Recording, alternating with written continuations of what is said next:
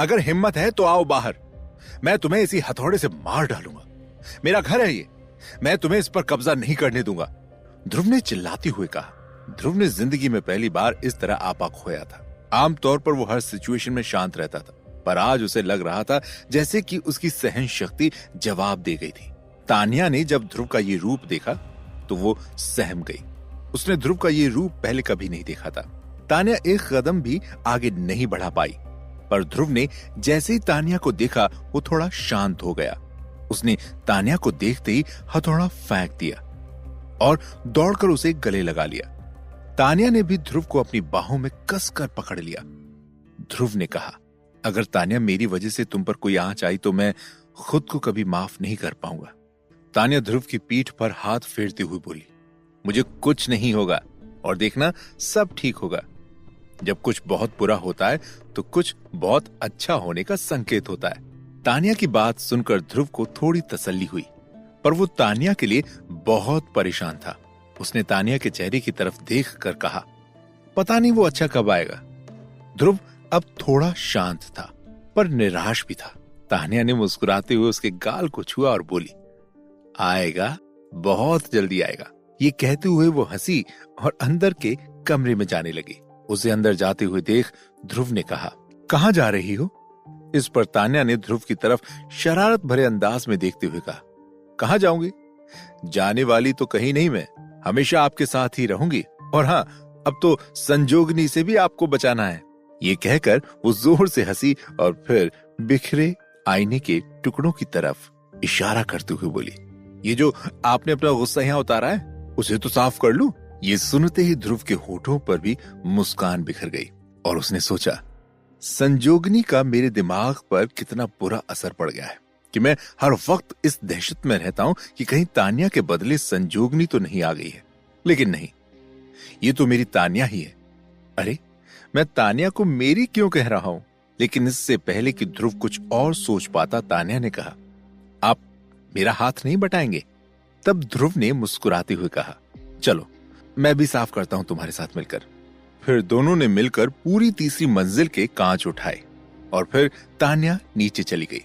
नीचे कुछ विजिटर आ चुके थे। तानिया ने ध्रुव को भी बुला लिया। ध्रुव जल्दी से नीचे गया और उसने स्कैरी रूम में सब जगह चेक किया कि सभी आईने काले कपड़े से ढके हुए हैं या नहीं।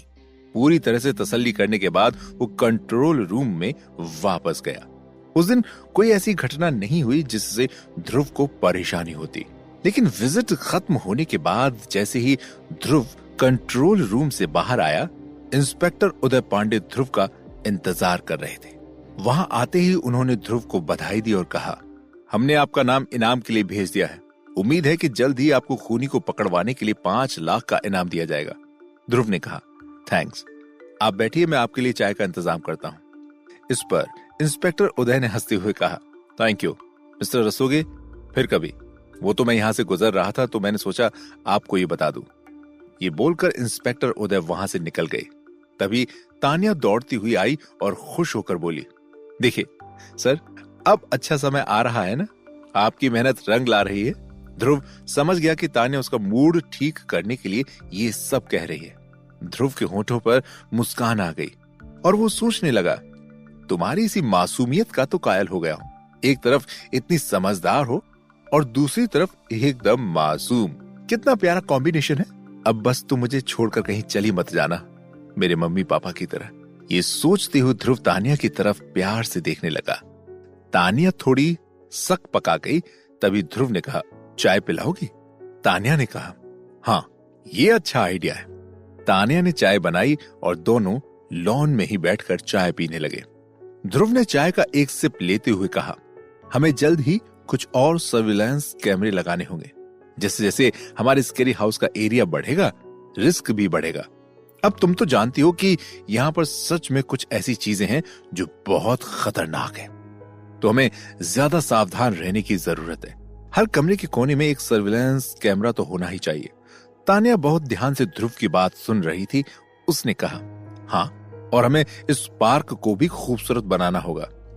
जैसे ही तानिया ने यह बात कही थी कि उसने देखा दीवार पर एक काली छाया स्कैरी हाउस की तीसरी मंजिल की खिड़की से अंदर घुस गई। वो घबरा कर खड़ी हो गई और डरते हुए बोली, सर कोई अंदर गया है। तानिया को घबराया हुआ देखकर ध्रुव ने अपनी गर्दन पीछे घुमाई और ऊपर देखा, पर वहां कोई नहीं था। ध्रुव बोला, तानिया अब ये घर सचमुच स्कैरी हाउस बन चुका है। अब तुम टेंशन मत लो, मैं जल्द से जल्द इसका कुछ उपाय ढूंढ लूंगा। ध्रुव ने कह तो दिया, पर उसे ये समझ आ गया कि उस आईने वाले भूत की हरकत होगी। तानिया ने कहा, सर आप प्लीज अपना ध्यान रखें। ये कहते हुए उसने चाय के कप उठाए और किचन की तरफ जाने लगे। ध्रुव ने देखा वो अपना बैग वहीं छोड़कर जा रही थी। ध्रुव ने पीछे से तानिया को पुकारा और बोला, तानिया बैग हमेशा अपने साथ रखना है, इसे कभी भी अपने से अलग मत करना। तानिया को ध्रुव का उसकी चिंता करना अच्छा लगा। फिर उसने अपना बैग लिया और वापस किचन में चली गई। तानिया ने कप और केतली को सिंक में रख दिया, लेकिन उसने जैसे ही नल खोला, पानी की जगह नल से खून की तेज धार निकलने लगी। ये देखते ही तानिया की चीख निकल गई। ध्रुव भागकर जैसे ही वो अंदर आया, नल से नॉर्मल पानी आने लगा। तानिया ने घबराई हुई आवाज में कहा, मैंने अभी अभी देखा इस नल से खून निकल रहा था। तानिया ने इतना कहा ही था कि गिटार की धुन बजने लगी। ध्रुव ने तानिया से पूछा, तुम्हें कोई धुन सुनाई दे रही है? तानिया ने ध्रुव की तरफ देखा और सर हिलाकर बोली, नहीं। वो बहुत डरी हुई थी।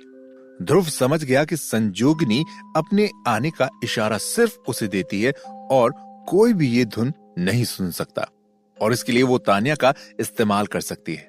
ध्रुव ने तानिया को समझाते हुए कहा, याद रखना, जब तक चुमकी तुम्हारे पास है तुम्हें कुछ नहीं होगा। ये कहते ही ध्रुव बाहर निकला, पर वो गुस्से में था और अपने कमरे में आ गया। उसके लिए पहले आने वाले भूत को खत्म करना सबसे जरूरी था। वो बहुत देर तक इस बारे में सोचता रहा कि आखिर वो आने वाले भूत से कैसे निपटेगा। फिर उसके दिमाग में आया, शायद मुझे रिस्की टास्क से इसमें कुछ मदद मिल सकती। ये सोचकर ध्रुव ने रिस्की टास्क के लिए काला फोन उठाया और सोचने लगा। ये आईने का भूत पहले कांसे के आईने में ही था, उसके बाद इसने हर आईने पर अपना कब्जा कर लिया। अब तो ये घर के अंदर बाहर भी निकलने लगा है। आगे चलकर ये कुछ और करे, इससे पहले ही मुझे इसे खत्म करना होगा। अब मुझे इससे निपटने के लिए रिस्की टास्क से ही ताकत मिल सकती है। ये सोचकर ध्रुव ने टास्क पर क्लिक किया। काले फोन से आवाज आई, टास्क का नाम सांस रोकें। टास्क का टाइम आधी रात के बाद 3:30 से 3:45 तक। सांस रोकने के लिए ड्यूरेशन 1 मिनट। सामग्री पानी, बाथ टब कैंडल और चाकू। ये सुनते ही ध्रुव सोचने लगा, ये तो बिल्कुल मरने वाला काम है। लगता है ये गेम मेरी जान लेकर रहेगी। 3:30 से 3:45 तक दूसरी दुनिया की शक्तियां सबसे ज्यादा ताकतवर होती हैं। शायद इसलिए टास्क का ये टाइम रखा गया है। अचानक ध्रुव को एक आइडिया सूझा। ये टास्क मुझे बाथरूम में पूरा करना है और वहां तो भूत भी आएगा। इसका मतलब इस टास्क को पूरा करते हुए मैं उसे आकर्षित कर सकता हूं और मुझे उसे खत्म करने का मौका भी मिल सकता है। ये सोचते हुए ध्रुव नीचे आया और उसने तानिया से कहा, तुम आज अपने लिए और मेरे लिए ही किचन में खाना बना लो और जल्दी अपने रूम में चली जाओ। आज मुझे उस आने वाले भूत को भगाने के लिए कुछ सोचना है। ये सुनते ही तानिया बोली, ठीक है, आप अपना ध्यान रखिएगा। खाना खाने के बाद ध्रुव ने टास्क में यूज होने वाले सामान को चेक किया। रात ठीक 12 बजे काले फोन से आवाज आई, इस टास्क में तुम दूसरी दुनिया के लोगों को देख सकते हो। तुम्हारा अपना प्रिय व्यक्ति जिसे तुम देखना चाहते हो उसे याद करना, वो तुमसे मिलने आएगा। याद रखना, तुम्हें दूसरी दुनिया की बहुत सी बुरी ताकतें मिशन सफल होने से रोकेंगी, पर तुम्हें उनसे जीतना है और अगर तुम जीत गए तुम बुरी ताकतों को हराने की शक्ति प्राप्त कर लोगे। मिशन की सफलता के लिए गुड लक। ये सुनते हुए ध्रुव को पसीना आ गया, लेकिन साथ ही उसे एक उम्मीद की किरण नजर आई। वो सोचने लगा, ये टास्क तो मुझे अब हर हाल में करना है। अगर मेरे मम्मी पापा इस दुनिया में नहीं है तो मैं आज उनसे उस दुनिया में मिल पाऊंगा। ये सोचकर ध्रुव उत्साहित हो गया और उसने पूरा सामान एक साथ रखा। ठीक सुबह 3:30 पर वो बाथरूम में पहुंच गया। उसने बाथरूम टब में पानी भरा। उसने चारों तरफ अपनी 4 गुड़ियों को रखा और एक कैंडल जलाई, अपने फोन को रिकॉर्डिंग मोड में सेट किया और ठीक सुबह 3:43 पर दाएं बाएं हाथ में चाकू पकड़कर बाथ टब में लेट गया। सुबह 3:44 पर टास्क शुरू होते ही ध्रुव ने अपनी नाक और आंखें बंद कर ली। जैसे ही टाइम शुरू हुआ, बाहर से खरोंचने, चिल्लाने, काटने की आवाजें आने लगी। ध्रुव को सब सुनाई दे रहा था, पर सांस नहीं ले पाने की वजह से 15 सेकंड में ही उसे लगने लगा जैसे कि उसकी सांस बंद हो रही थी। एक एक सेकंड उस पर भारी हो रहा था। तभी एक काली छाया उसके पास आने की कोशिश करने लगी, लेकिन उसकी चारों गुड़ियां घेरा बनाकर उस भूत को रोक रही थी। ध्रुव इस दुनिया और उस दुनिया के बीच में झूलने लगा। वो अपने मम्मी पापा को याद करने लगा, पर उसे उनमें से कोई दिखाई नहीं दिया। अचानक बाहर से आने वाली खरोंचने, काटने, चिल्लाने वाली आवाजें तेज हो गई। वो इतना बेचैन हो रहा था कि उसका मन किया कि वो अभी आंखें खोल दे और भाग जाए, पर उसे इंस्ट्रक्शंस याद आए और उसने खुद को कंट्रोल किया। ध्रुव मन ही मन सेकंड्स गिनने लगा। 30 सेकंड तक पहुंचते ही उसने महसूस किया जैसे कि उसकी छाती पर किसी ने भारी चट्टान रख दी हो। ध्रुव को ऐसा लगने लगा जैसे कि उसका दिमाग सुन्न हो गया हो। अचानक उसे महसूस होने लगा जैसे कि सब कुछ हिल रहा था और कोई घर को तोड़ने की कोशिश कर रहा था। 40वें सेकंड तक आते आते ध्रुव की नसों में खून जमने लगा। उसे लगा जैसे वो कहीं दूर जा रहा है, कहीं शून्य में उसका इस दुनिया से नाता टूट रहा था। पर उसके मम्मी पापा उसे कहीं नजर नहीं आ रहे थे। उनके नजर न आने से उसे खुशी महसूस हो रही थी और वो सोच रहा था कि अगर वे लोग मुझे यहां नहीं मिल रहे हैं तो इसका मतलब है कि वो लोग जिंदा होंगे। फिर ध्रुव ने अपनी पूरी ताकत लगाकर बाहर आना चाहा, पर कोई उसे पानी में डुबोने की कोशिश करने लगा और तलवार जैसी धारदार चीज से उस पर वार करने लगा।